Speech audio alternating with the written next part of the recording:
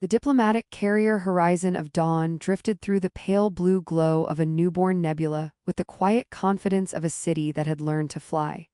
Its fusion engines hummed so softly that the vibration felt more like a heartbeat than machinery. Outside the observation windows, ribbons of ionized dust curled through space like luminous rivers, while automated maintenance drones floated around the hull, polishing microscopic meteor scars before anyone inside even knew they existed. Commander Daniel Mercer stood in the middle of Corridor 7 with both hands on his hips, staring at a 6-year-old girl who had somehow climbed onto the shoulders of an 8-year-old boy. "You know," he said with exaggerated seriousness, "there's a regulation against building human towers in low gravity." The little girl crossed her arms. "There is. There will be in about 5 minutes if you keep doing it." The children burst into laughter. Before Daniel could continue, the taller child lost his balance.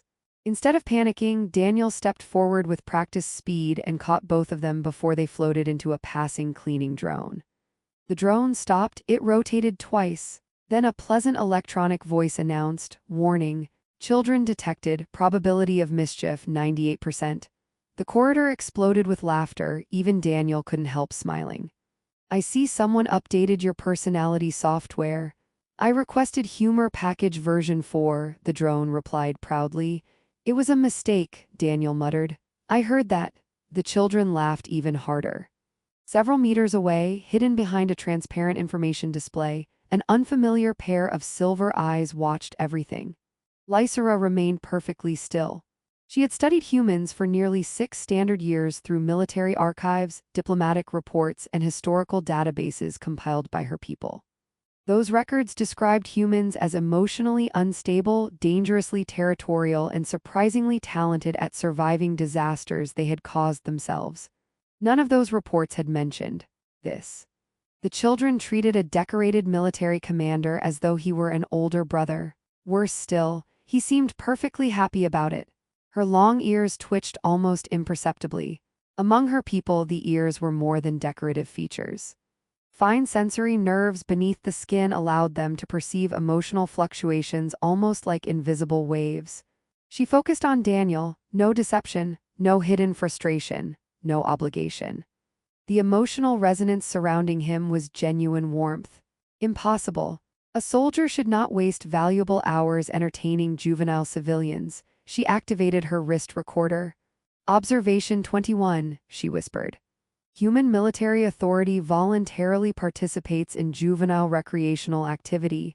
Possible explanation, psychological conditioning exercise." She paused. Alternative explanation, collective insanity. The recorder accepted the note without judgment. One of the children suddenly noticed her. "The lady with the long ears is spying again." Every head turned. Daniel looked over his shoulder. Instead of appearing embarrassed, Lysera stepped into the corridor with calm dignity. "I am not spying." The smallest boy tilted his head. "What are you doing then?" "I am conducting structured cultural observation." The children looked at one another. Finally, one whispered loudly enough for everyone to hear, "So, she's spying." Another wave of laughter swept through the hallway. Daniel covered his mouth to hide a grin. Lysera blinked twice. "I fail to understand why that statement generated amusement." "You'll get used to us," Daniel said. "I'm not certain I wish to." "That's what everyone says." One little girl approached Lysera carefully. "Can I touch your ears?" Lysera froze. "My ears, they're pretty." For several long seconds she searched every cultural protocol she had memorized. None addressed curious human children. Daniel crouched beside the little girl. "Rule number 1. She looked at him. "We always ask permission." "I did, you did." Daniel looked toward Lysera. "You can say no." Lysera stared at both of them. The child waited patiently. No demands, no manipulation, just hope. "Very well." Tiny fingers gently brushed one ear. The girl gasped. "They're softer than Grandpa's dog." Daniel laughed so suddenly that he nearly dropped the datapad he was carrying. I'm sorry." He failed to stop laughing. "I don't know why that's funny," Lysera admitted. "I don't either," Daniel said between chuckles. "It just is." The children wandered away toward the recreation hall, arguing over whether space whales could beat giant asteroid turtles in a race. Daniel listened for a moment. I'm putting 5 credits on the whales. They're imaginary, Lysera pointed out. So are my betting losses. She stared at him. Humans willingly gamble on fictional marine organisms. Only on Thursdays? It is currently Monday. Exactly, she frowned. That explanation clarified nothing. It wasn't supposed to. Again, he smiled. Again, the emotional signals surrounding him remained completely authentic. She had encountered politicians who smiled while planning betrayals, scientists who smiled while hiding failures, military officers who smiled before issuing execution orders. This smile was different. It carried no calculation. Only kindness? Her training insisted that kindness without purpose was inefficient, yet she kept witnessing it. An alarm suddenly echoed through the deck, not loud, not urgent. A yellow emergency pulse illuminated the ceiling. Maintenance warning, announced the ship's computer. Coolant pressure irregularity detected in reactor auxiliary channel 4. Daniel's expression changed instantly. The warmth remained, but discipline emerged beneath it. Everyone to the classroom, he told the children calmly. No running. The children obeyed immediately, no panic, no crying, just trust. Lysera noticed something remarkable. Not one child questioned whether he would return. They simply believed he would. Daniel started toward the engineering deck before stopping beside her. Coming? I was assigned to observe human diplomatic behavior. Today you'll get the deluxe package. I do not understand. You probably won't. He jogged down the corridor. After only a brief hesitation, Lysera followed. Something inside her, something that no academy lecture had prepared her for, wanted answers. Not about human weapons. Not about their technology, but about the strange force that made frightened children smile. Simply because one human had told them everything would be all right. Daniel reached the engineering deck before the yellow warning lights had completed their second rotation. Technicians were already gathered around a floating holographic model of the auxiliary reactor, where streams of blue data spiraled through the air like miniature galaxies. Chief Engineer Naomi Patel barely looked up. Pressure dropped 8%. Leak, maybe. Explosion, she shrugged. If we're lucky, no. Daniel nodded. I appreciate your optimism. I save my pessimism for paperwork. Lysera remained a few steps behind, silently absorbing every exchange. According to every military doctrine her people followed, the commanding officer should have immediately begun issuing orders while everyone else waited.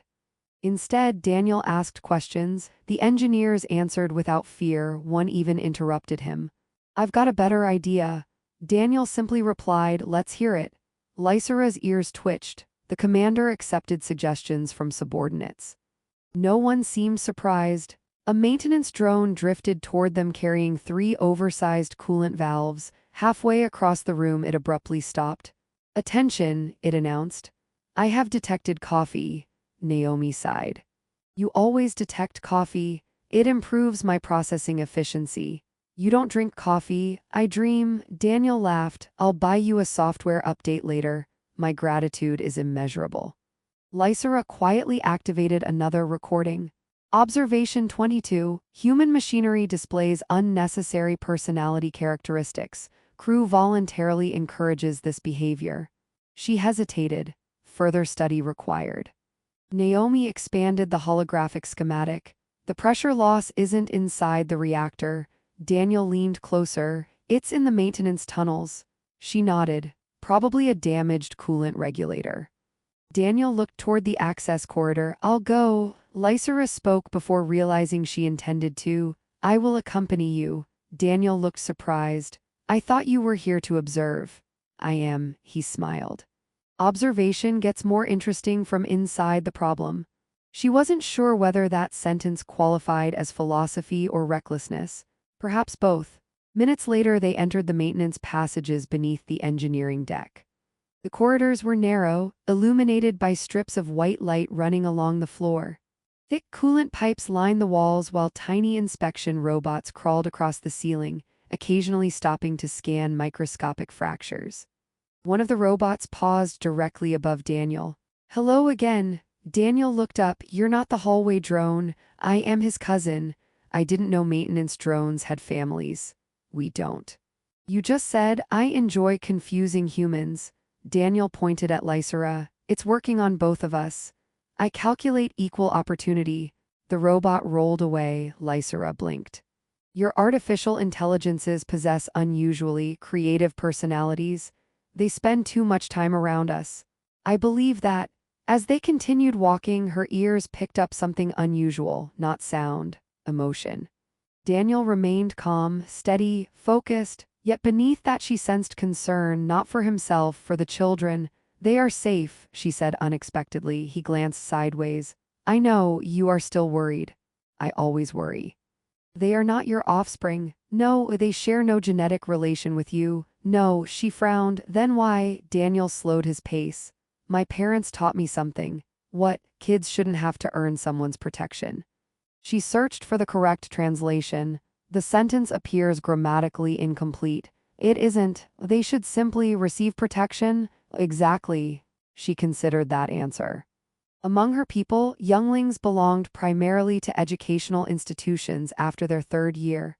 Emotional attachment was carefully moderated to encourage independence and efficiency. The idea that adults would instinctively protect unrelated children seemed astonishingly wasteful. And yet, remarkably beautiful. They reached Junction 14. A faint mist drifted from a fractured coolant conduit. Naomi's voice echoed through Daniel's communicator. Found it? I think so. The damaged regulator sparked weakly. Daniel knelt beside it. Lysera examined the fracture.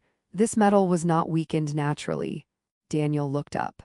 You see something? She traced one elegant finger across the broken edge.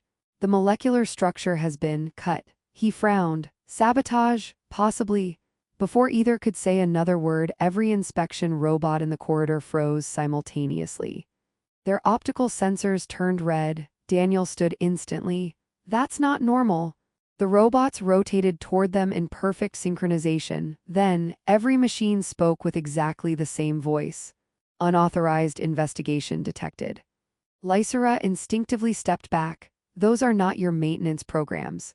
No, the nearest robot suddenly accelerated. Daniel grabbed Lysera's arm. Move! The tiny machine slammed into the wall where she had been standing only a fraction of a second earlier. Its cutting laser ignited. 1 became 5, 5 became 20. They emerged from ventilation shafts, ceiling panels, service ducts. None were large. Individually they posed little danger. Together they formed a metallic swarm. Daniel pulled an emergency pulse emitter from his belt. Any bright ideas? Lysera answered immediately. They are network synchronized. I guessed. Disrupt the command frequency. How? She stared at him. I thought humans improvised. We do, then improvise. He grinned. I like your confidence. I do not share it. The swarm rushed forward. Daniel activated the pulse emitter. Nothing happened. He looked at the device. It needs charging. Lysera stared at him in disbelief. You brought an uncharged weapon? I was having a good morning. This explains much about humanity. The first robot reached them. Daniel picked up a discarded maintenance bucket and swung it like a baseball bat. 3 drones bounced across the corridor. One struck the ceiling. Another crashed into a pipe. The third somehow landed inside the bucket again. Daniel looked into it. You came back. The drone answered, I dislike your attitude. Even Lysera almost smiled. Almost. She raised her wrist scanner. My recorder emits high-frequency survey pulses. Daniel looked over. Can it overload their communication? It was not designed for combat. Can it? Probably. I love probably. I am beginning to understand why humans require luck. She redirected the scanner toward the swarm. A brilliant wave of blue energy surged through the corridor. Every hostile robot froze. Their lights flickered wildly. Several began spinning in confused circles. One announced, I have become left-handed. Another declared, I can taste geometry. Daniel laughed despite the danger. I think you broke them. I exceeded recommended operating parameters. It worked. The drones collapsed harmlessly onto the floor. Silence returned. Daniel slowly exhaled. Nice job. She looked at the inactive machines. They were not autonomous. You think someone remote-controlled them? I am certain. Daniel's smile disappeared. So somebody wanted this regulator damaged. And wanted anyone investigating it eliminated. Lysera finished. For the first time since boarding the horizon of dawn, she no longer felt like an observer studying an unfamiliar species. Someone aboard or somewhere beyond the ship had turned a simple coolant malfunction into an attempted murder. And whatever hidden force was watching them had just revealed that the children were probably never the only target. Daniel and Lysera returned to the engineering deck carrying the disabled drones inside 2 maintenance containers. The moment Naomi opened one, her eyebrows climbed. "Those aren't ours." "I was afraid you'd say that," Daniel replied. Naomi scanned the nearest machine. A projection appeared above her console, revealing circuitry unlike anything installed aboard the Horizon of Dawn. "Someone piggybacked on our maintenance network with quantum relay chips." Lysera leaned closer. "Can you identify the origin?" Naomi zoomed into the microscopic components. "No," she paused, "but these weren't built to destroy reactors." Daniel looked up. "What were they built for?" Naomi swallowed. Tracking, a silence settled across the room. Daniel's expression hardened. "The children," Lysera's ears twitched sharply, "they were never observing your ship. They were observing our passengers." Before another word could be spoken, every display aboard the engineering deck flickered. Stars vanished from the navigation map, replaced by a single silver emblem. An unfamiliar voice echoed through the ship. "Human vessel. Transfer the juvenile specimens." Daniel folded his arms. "No, they are valuable biological assets. They're children. Our analysis indicates identical classification." Daniel smiled faintly. "That's where your analysis failed." The transmission continued without emotion. "Resistance is statistically inefficient." Daniel glanced toward Lysera. "You ever notice villains always love statistics?" She answered without hesitation. "I have noticed they rarely survive conversations with humans." He laughed. "I think you're learning." Outside the ship, 3 sleek black vessels emerged from folded space. Their hulls shimmered with gravitational camouflage before becoming fully visible. Naomi looked at the tactical display. "They outgun us." Daniel nodded. "I know, by a lot." "I know," you still smiling. "I promised some kids we'd get to movie night." Lysera looked at him. "You are serious?" "I am." She searched his emotions again, no fear of dying, only determination. It was a feeling she still struggled to understand. The bridge became a whirlwind of activity. Pilots prepared defensive maneuvers, engineers rerouted power, medical staff secured emergency stations. No panic spread through the crew, everyone simply moved. As though protecting children required no debate, Lysera quietly stepped away from the command console. She opened a secure communication channel to her homeworld. Her people's council appeared as shimmering holograms. One elder spoke immediately. "Observer Lysera, submit your report." She looked at them for several seconds. Then she deleted the carefully organized report she had spent weeks preparing. "I have a different report." The elders exchanged glances. "Proceed." "Our historical assessment of humanity is fundamentally incorrect." Another elder frowned. "Explain." "We believed humans were defined by aggression." She looked through the bridge window at Daniel, who was helping one frightened child into a safety harness before taking his own seat. "They are defined by responsibility." "Silence," she continued. "They willingly risk themselves for unrelated offspring. That behavior is irrational." "No," she shook her head. "It is civilization." The council remained speechless. "I formally recommend immediate diplomatic alliance." An elder asked quietly, "On what evidence?" Lysera smiled for perhaps the first time in many years. "They taught me that strength is measured by who you protect." The transmission ended. Daniel approached her. "How'd that go?" "I may have shocked several governments." "Good morning's work." Before she could answer, alarms sounded again. The hostile vessels launched dozens of attack drones. Naomi shouted across the bridge, "They're coming." Daniel looked toward the recreation room. "Keep the kids calm." Lysera hurried there. She expected crying. Instead, she found 12 children sitting around a projector. One little boy looked up. "Are the bad guys here?" Daniel's voice came through the intercom. "Just some rude visitors." Another girl raised her hand. "Can we help?" Lysera almost answered no. Then she noticed the portable holographic projector sitting beside them. "What are you watching?"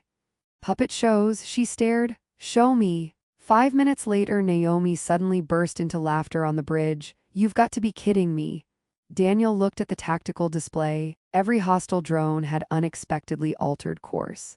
Instead of attacking, they surrounded hundreds of holographic cartoon animals floating through space. "What happened?" Naomi could barely speak.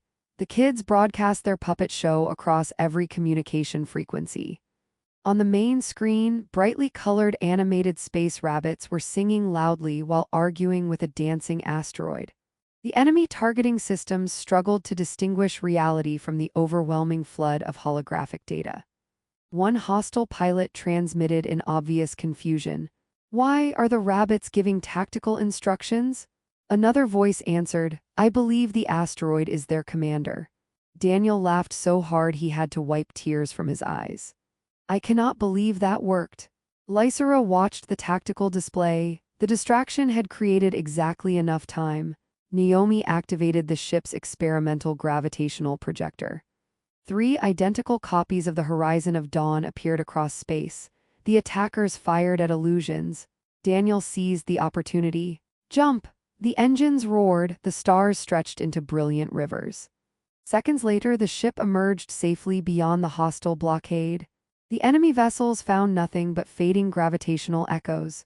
Hours later, the atmosphere aboard the ship had completely changed. Children ran through the garden dome beneath artificial sunlight.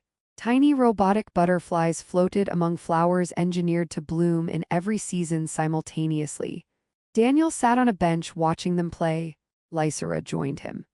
"They are remarkably resilient. They've had good teachers." "You mean the adults?" He smiled. "I meant the kids." She watched one little girl helping a younger boy rebuild a broken toy without anyone asking her to. The gesture felt strangely familiar. "I understand now," Lysera said softly. "What? My people believed the future was protected by superior technology." Daniel looked around the garden, and now.